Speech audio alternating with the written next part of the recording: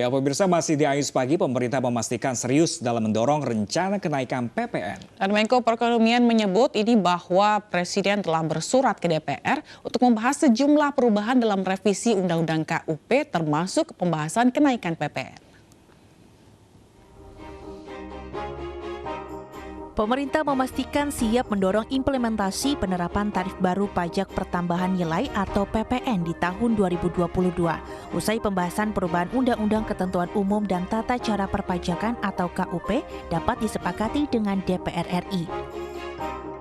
Menko Perekonomian Erlangga Hartarto menyebutkan, saat ini Presiden Jokowi telah mengirimkan surat kepada DPR RI untuk membahas rencana kenaikan tarif PPN ini. Selain kenaikan tarif PPN, Menko Erlangga menjelaskan terdapat sejumlah isu pembahasan lain dalam RUU perubahan kelima KUP, seperti PPh orang per orang dan pribadi, pengurangan tarif PPh badan atau PPNBM, ketentuan cukai hingga carbon tax.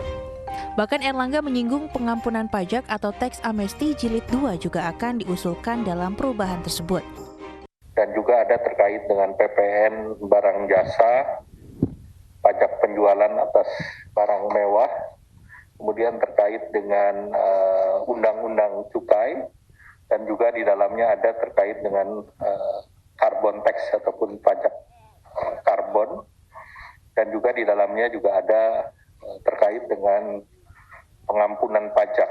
Jadi ada beberapa hal yang akan dibahas, dan tentu ini hasilnya kita tunggu pembahasan dengan DPR.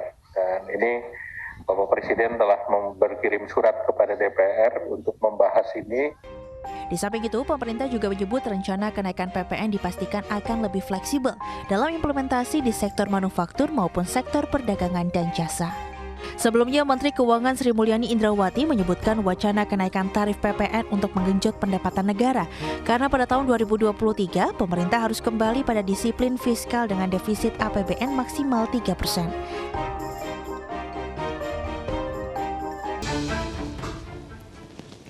Pemerintah telah mengatur strategi agar penerimaan perpajakan tahun depan bisa melonjak.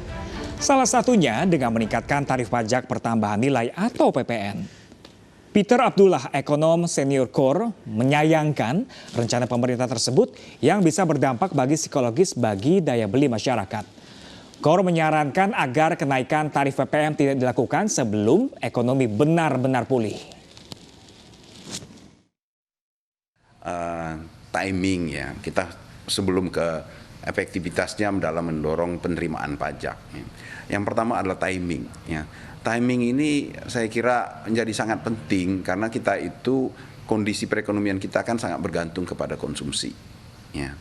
Nah, kita saat ini tengah berjuang untuk memulihkan perekonomian kita, dan pemulihan kita itu lebih digerakkan dari sisi konsumsi. Ya, makanya pemerintah kan memberikan banyak sekali stimulus-stimulus, ya, termasuk stimulus pembebasan PPNBM, pelonggaran PPN untuk properti, ya, PPNBM untuk kendaraan bermotor. Nah, ini kan dalam rangka untuk mendorong konsumsi kan. Ya. Nah, jadi sangat kontradiktif ya, di tengah kondisi kita melakukan pemulihan ekonomi dengan mendorong konsumsi, ya, melonggarkan PPN itu, kemudian muncul wacana untuk menaikkan PPN walaupun hal itu akan dilakukan tahun depan. Tapi kan kita kan belum tahu ya, pandemi ini akan berakhir kapan. Kan PPN bisa juga diberikan secara berbeda, tidak satu tarif, tidak single tarif ya.